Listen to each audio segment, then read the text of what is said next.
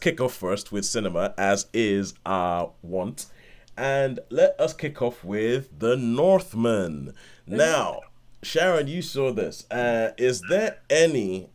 okay, this is a rumor in my head alone, but that something to do with Alexander Skarsgård with his top off and having absolutely, I don't know, by my counts, looked like 12 abs with a sort of topographical survey at the bottom of them going on. Might have had something to do with you watching this. Any rumor to that? Any truth to that rumor? There is some truth in that rumor, yes. So tell us about The Northman. Yeah, and ironically, I think I first noticed Alexander Skarsgård, as most women did who had a pulse in the 1990s, was in True Blood, and he played Eric Northman, a Viking. Yep. So it comes, not a full circle because he's got a long career still ahead of him, but yes, it's sort of that has sort of joined up those two elements. But yes, Northman stars principally Alexander Skarsgård and a number of other people who I recognised after the film had ended when I read their names in the credits. I was like, you were in it? Who are you? So a few of them I was like, oh, you look a bit familiar, but I can't place you. And then I thought, okay, don't sort of stress on that when you're watching the film. Get over that, just watch the film and then look at the credits. And half the people I would not have said that was them at all. Anyway, so Alexander Skarsgård, he is at the beginning of the film. He is living, he's a child, so it's played by a child actor. His character is a child and he's living with his mum, played by Nicole Kidman, and his dad, played by Ethan Hawke, who I didn't recognise at all. And something hideous happens and he ends up being sort of cast out on his own.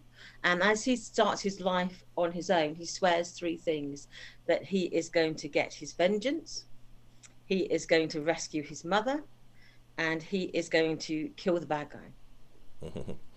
And he grows up. I will avenge you, father. I will save you, mother. I will kill you, full fear. Exactly. It's all over. It's all over the trailer. That's like the refrain in the trailer. That's cool. And so so his father gets killed and by his uncle. And from that, you may surmise that the film is basically a Shakespeare play.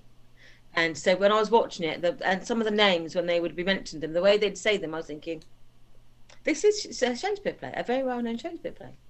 And so some of the scenes that are sort of play out, it sort of speaks into that play very much, minus some of the side dramas. But anyway, so he... I think is based on the same tale, same Danish tale that Shakespeare adapted for Hamlet. Oh, right. So it's out there. So it's, I was thinking, when I was watching it, I was thinking, this is Hamlet. Dead father, mum sort of a bit lustful after the uncle, and then a little bit lustful towards her son. I was like, Hamlet. But that makes sense if it's all there. So then pretty girlfriend who goes a bit mad, Hamlet. So it's all there, but he basically, as an adult, he joins this roving band of Northmen, Viking raiders, and he becomes a berserker.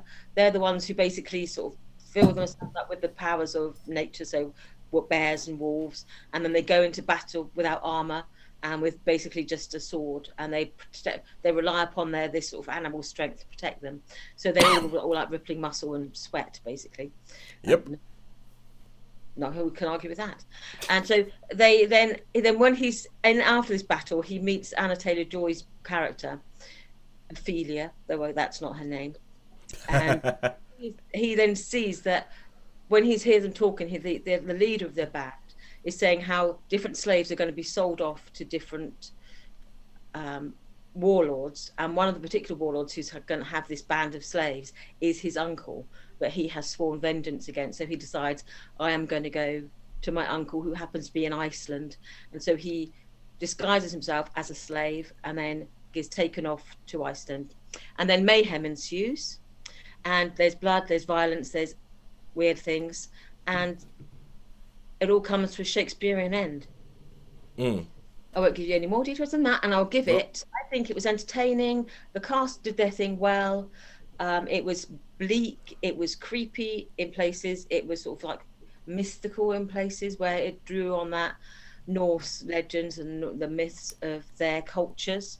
Yep. So I would give it a 4. I thought it was a good romping ride. But yeah, you have to have a bit of a strong stomach because some of the violence is a little bit gory.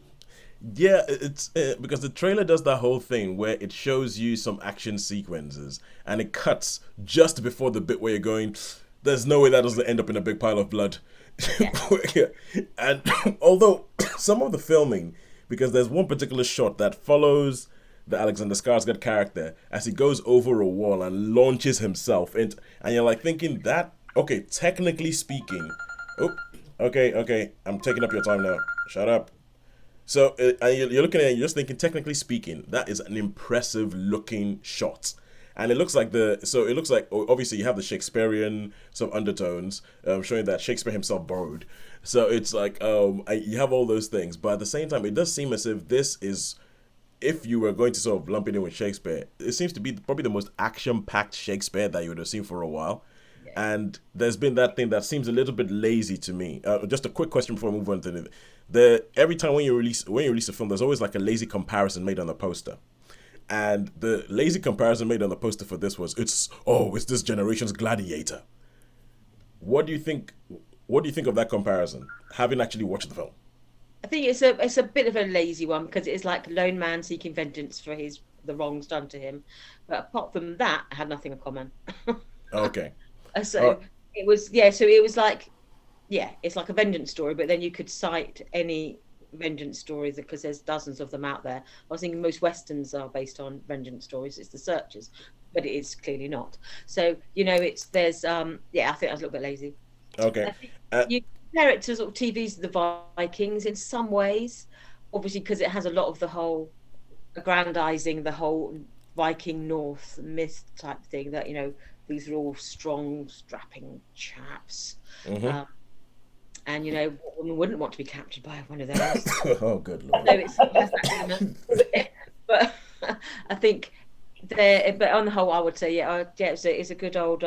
If you don't mind violence and gore and some sort of murky lighting, sometimes where you're going, what's going on? But apart from that. Okay. All right. I keep doing this. I'm the one who's trying to give us 5 minutes. And I'm the one who keeps asking questions. Okay. Yes or no thing. Whole bunch of men walking around with naked torsos. Enemy similarities to 300. Yes or no? Nope. Cool. Good. Moving on.